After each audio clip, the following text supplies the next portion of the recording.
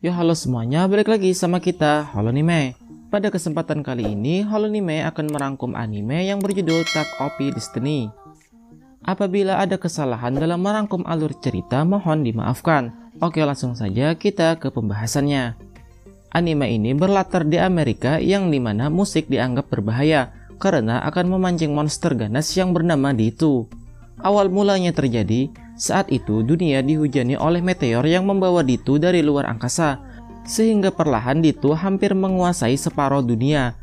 Untuk mengalahkan Ditu dibuatlah konduktor untuk mengendalikan musik kart di bawah naungan organisasi Symphonica.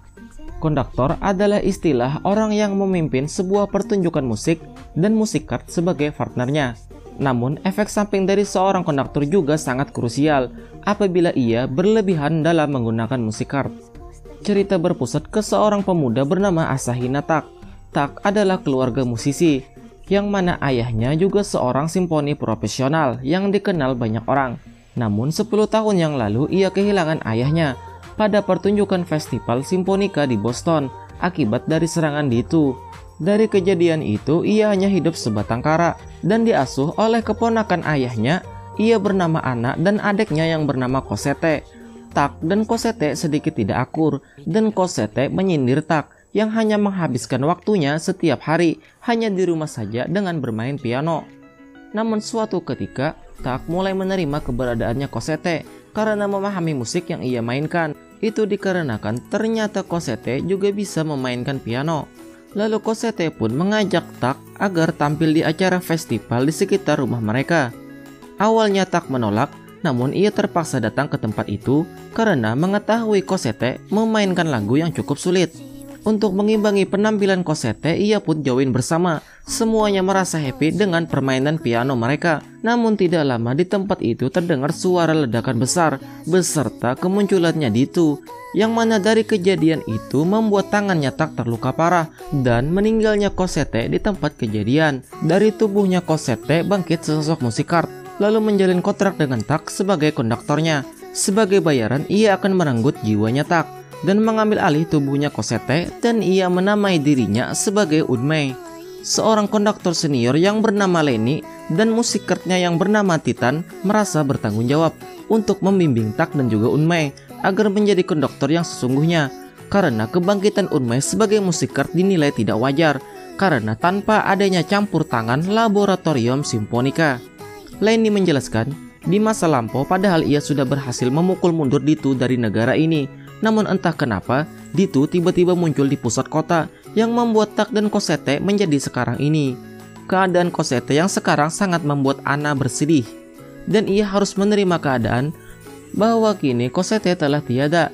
Yang ada hanyalah Unmei yang berada di tubuh Cosette. Ditambah lagi sikap Unmei sangatlah kaku, dan yang ada di pikirannya hanyalah ingin membasmi Ditu sebanyak-banyaknya. Unmei dinilai musik kart yang unik, yaitu zirahnya akan aktif ketika hanya dalam mode bertarung. Ada semacam kelainan yang tidak bisa Unmei kontrol, yaitu energi yang ada di dalam tubuhnya, yang berujung bisa membuatnya lenyap sehingga ia harus ditangani oleh Symphonica langsung. Kebetulan kakaknya Ana yang bernama Lotte adalah seorang peneliti di Symphonica di daerah New York. Ana, Tak dan Unmei pun memutuskan untuk pergi ke New York, yang pastinya mereka mengetahui konsekuensinya akan bertemu Ditu saat di perjalanan nanti, dan tentu saja mereka akan memilih rute yang paling teraman. Di tengah gurun pasir, mobil mereka mengalami kerusakan. Untung saja tidak jauh dari tempat itu mereka bertemu organisasi Symphonica Internasional yang sedang mengantar meteor ke suatu markas yang juga rutenya searah dengan tujuannya mereka. Ia adalah komandan dari Symphonica yang juga merupakan seorang konduktor bernama Schindler.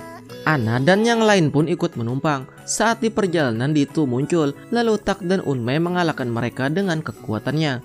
Hal ini membuat kepala komandan itu sangat tertarik dan ingin menjadikan Tak bergabung untuk menjadi bawahannya. Namun Tak menolak dan tidak ingin terkait dengan serikat manapun. Hal ini membuat orang ini sangat kesal dan bersumpah akan membalas perbuatannya Tak. Ditambah lagi, ia mengetahui bahwa Tak adalah seorang konduktor yang tidak resmi, yaitu tidak terdaftar di dalam organisasi Symphonica. Setelah sampai di tempat tujuan, Tak dan yang lainnya pun berpisah dengan orang itu. Di kota yang selanjutnya, mereka singgah di sebuah kota sunyi dan berbelanja untuk bekal di perjalanan. Di kota itu tanpa sengaja Tak menemukan kafe yang mana di dalamnya secara diam-diam masih mendengarkan syahdunya suara musik. Setelah lama mengobrol, ternyata seisi kafe baru menyadari bahwa Tak adalah anaknya musisi terkenal, yaitu Kenji Asahina. Tak pun mengira mereka akan membenci ayahnya karena ia adalah dalang yang memeriahkan festival yang berujung munculnya di itu. Namun dugaannya salah, malahan di tempat itu ada salah seorang anggota ayahnya yang benar-benar sangat mengagumi ayahnya. Untuk mencairkan suasana dan menghidupkan musiknya keluarga Asahina kembali, Tak pun mempersembahkan permainannya kepada hadirin sekalian. Sebagai rasa terima kasih, mereka pun memberikan buku piano dan mengharapkan karyanya Tak tercurah ke dalam sebuah musik. Di sisi lain, Schindler berniat ingin menghancurkan Tak karena telah mempermalukannya. Namun keinginannya itu dicegat oleh seorang Grandmaster Maestronya, yaitu Sagan, yang tertarik akan kejeniusannya Tak. Dan Sagan menyuruh agar tidak menyentuh Tak karena Tak sangat berharga, bahkan melebihi Schindler bawahannya. Rupanya Sagan baru mengetahui bahwa keluarga Asahina yaitu Tak masih hidup. Mendengar ini, Schindler semakin membulatkan tekadnya agar menghancurkan Tak karena telah dibandingkan oleh Grandmasternya sendiri. Semenjak mendapatkan buku itu, Tak begadang semalaman dan masih saja belum menemukan inspirasi untuk musiknya. Di sisi lain, sedikit demi sedikit Unmei telah memiliki perasaan dan ia mengerti caranya bercanda. Bahkan kini ia menyadari bahwa anak sudah tidak memanggil dirinya dengan sebutan Cosette lagi, seakan berniat ingin melupakannya. Ia bertanya-tanya sepenting apakah Cosette bagi hidup Anna dan juga Tak. Scene berpindah. Lenny mendapatkan kabar bahwa ada sesuatu yang membahayakan di tempat yang sedang Tak tuju sekarang ini. Benar saja, Ditu dengan jumlah skala besar berkumpul di tempat itu. Dan ternyata dalang dari semua ini adalah ulahnya Schindler. Menggunakan musik cardnya, ia bisa memanggil Ditu bertujuan agar menyerang Tak. Ia mengungkapkan bahwa manusia sudah muak menampung miliaran manusia, sehingga ia mempunyai ambisi agar melenyapkan separuh dari manusia yang tak berguna menggunakan Ditu. Dengan begitu akan menjadikan dirinya sebagai pahlawan karena jasa besarnya. Dan fakta mengejutkan terungkap, dialah pelaku dari kejadian saat terbunuhnya Cosette dan Tak yang harus rela kehilangan satu tangannya. Mengetahui fakta itu, kemarahan Tak tak bisa dibendung sehingga pertarungan hebat pun terjadi. Namun dari pertarungan itu dimenangkan oleh Schindler karena musik cardnya sangatlah OP. Sehingga Tak terluka parah dan Unmei berlari menyelamatkannya. Musik card itu enggan mengejar dan menolak perintahnya Schindler karena ia merasa tidak seru membunuh orang yang sedang sekarat. Akibat dari luka yang diterimanya, Tak mengalami demam dan Unmei merawat Tak sepenuh hatinya. Saat kejadian itu, Anna tidak berada di dekat Tak dan juga Unmei. Lenny akhirnya telah sampai dan menemui Anna dan menjelaskan tentang semua hal yang sebenarnya terjadi.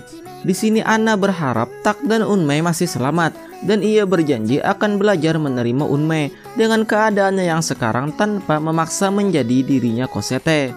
Keesokan harinya saat Unmei merawat Tak di dalam goa, ia merasakan keberadaan musik cardnya Schindler lagi. Lalu perseteruan pun kembali dimulai dengan tubuh Tak yang masih terluka. Setelah cukup lama bertarung, tidak lama muncullah musik cardnya Sagan yang memberitahukan bahwa Schindler telah dipecat dari jabatannya dan status konduktornya telah dicabut karena telah melawan perintah Grandmaster Maestro untuk tidak menyentuh Tak Asahina. Lalu Tak dan Unmei pun pulang dan disambut hangat oleh Anna. Singkat cerita, akhirnya mereka pun telah sampai di kota New York dan langsung diantar oleh Lotte ke laboratorium simfoni untuk menyetel Unmei agar saat dirinya dalam mode zirah, ia tidak menyerap nyawanya Tak. Bagaimana tidak, saat pertama kali ia menjadi maestronya Unmei, Tak mengalami semacam luka bakar di tangan hingga ke lehernya, seolah tubuhnya tidak kuat menahan kekuatannya Unmei. Penelitian telah selesai, Lotte menjelaskan bahwa Tak dan Unmei tidak bisa dipisahkan sebagai konduktor dan musik card karena jiwa Unmei dan Tak adalah sebuah kesatuan.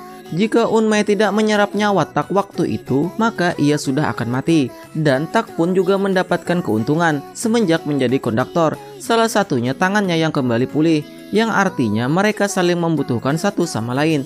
Namun kabar buruknya jika tidak ditangani, seiring waktu mereka berdua akan lenyap akibat kehabisan energi jika terus ingin menjadi seorang konduktor dan musikart.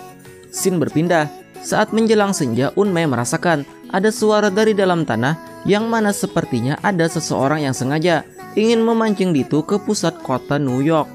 Lainey telah menyadarinya lebih awal. Ia pun sudah dalam perjalanan menemui Tak dan yang lain.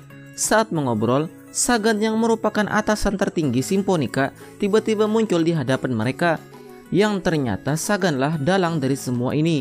Dialah yang sedang memanggil Ditu, termasuk kemunculan Ditu di kota Boston, yang mana menyebabkan meninggalnya ayah Tak. Mendengar hal itu, Tak pun sangat marah dan bertarung melawan Sagan dengan musikartnya. Sebagai info tambahan, musikartnya Schindler sedari awal adalah miliknya Sagan. Di sini Lainey sambil bercerita bahwa ia adalah muridnya Kenji Asahina, yaitu ayahnya Tak. Ia sangat mengagumi gurunya itu. Namun sayang, ia harus rela kehilangan gurunya tepat di depan matanya, yang ternyata akibat ulahnya Sagan. Walaupun Lainey sudah menduga Sagan ada kaitannya dengan semua ini. Singkat cerita, kekuatan Tak yang sekarang tidak sanggup melawan Sagan, sehingga Lainey harus membantunya, yang mana ia menjadikan tubuhnya sebagai tameng, yang menyebabkan dirinya terluka parah. Tidak tinggal diam, Lainey mengerahkan seluruh kekuatannya dan Titan menjadi mode beringasnya. Namun sayang, serangannya masih belum cukup untuk mengalahkan Sagan. Sagan pun mundur karena polisi hampir sampai. Di sisi lain, Lainey sekarang terbaring lemah. Lalu Tak marah atas tindakannya Lainey. Namun Lainey mengatakan ia tidak ingin kehilangan orang yang berharga baginya lagi. Sebelum detik-detik kematiannya, Tak pun mengatakan bahwa ia akan mencurahkan semua yang ia alami ke lagu ciptaannya. Dan Lainey salah satu bagian yang akan menjadi harmoni musiknya Tak. Dan kali ini Tak sudah mengakui bahwa Lainey sebagai gurunya. Lalu Lainey pun meninggal dengan senyum bahagia. Scene berpindah. Di markasnya Simfonika, Lotte yang ditemani anak terus saja berusaha melakukan penelitiannya agar bisa menyembuhkan Tak dan Unmei. Tiba-tiba gedung Simfonika bergoncang dan mengeluarkan kristal diiringi munculnya para Ditu, yang ternyata ini adalah persembahannya Sagan atas tubuhnya sendiri. Penduduk kota New York pun panik. Tak dan Unmei pun pergi menyusul untuk menyelamatkan Anna. Di sisi lain, Titan juga ingin ke sana karena ingin membereskan ini semua yang berkaitan dengan Sagan. Singkat cerita, mereka pun menemukan Anna dan Lotte yang sedang terpojok. Di sana mereka juga bertemu Valkyrie yang telah melindungi Anna dan Lotte sebisa mungkin. Di sini keadaan Tak telah semakin parah karena terlalu sering menggunakan musikart. Bahkan tangan kanannya tidak kembali pulih ketika Unmei sedang tidak mode zirah.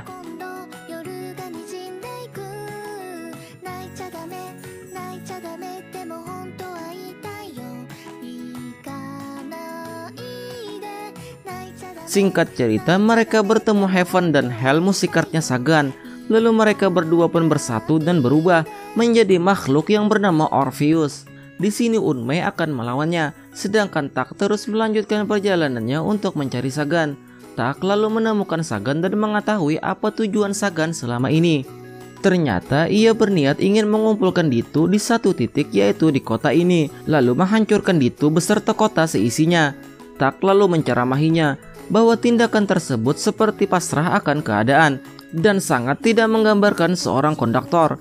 Di sisi lain, Unmei berhasil mengalahkan Orpheus dan menyusul Tak. Dengan keadaan yang sudah melemah, Tak pun mengakhiri hidupnya Sagan.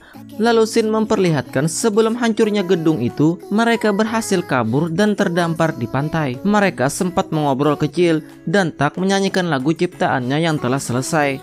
Kondisi mereka berdua kian melemah hingga Tak pun memejamkan matanya dan tak sadarkan diri. Di sini Unmei juga sudah melemah. Sebelum itu ia sempat mencium Tak dan mengungkapkan perasaannya bahwa ia telah menyukai Tak. Lalu ia pun lenyap dan jiwanya berubah menjadi kalung. Scene berpindah. 2 bulan pun telah berlalu dan Tak masih belum bangun dari tidurnya. Di samping itu, kini Anna menjadi seorang Simfonika dan mengenakan kalung itu, sehingga ia pun merasa seakan jiwanya Cosette dan Unmei menyertainya, dan ia akan meneruskan impian mereka berdua, yaitu menemani Tak untuk menghidupkan musik di dunia ini. Nah, itulah seluruh alur cerita Tak OP Destiny versi Holonime. Tinggalkan jejak kalian dengan subscribe dan komen sebagai bukti bahwa kalian pernah hidup dan di sini. Terima kasih telah menonton, sampai jumpa.